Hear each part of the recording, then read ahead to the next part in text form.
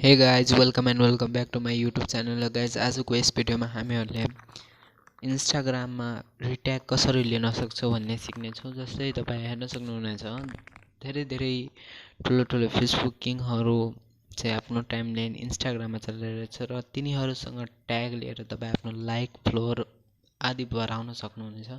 र जस्तै यहाँ तपाई हेर्न सक्नुहुन्छ मेरो चाहिँ 4 दिन बाद चाहिँ यो फोटो अपलोड भएको र 303 लाइक छ।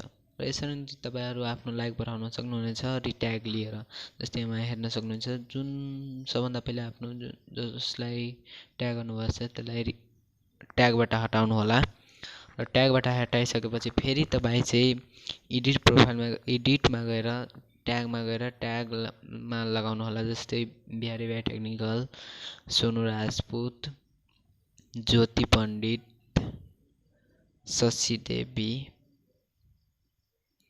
मोइन हन्टर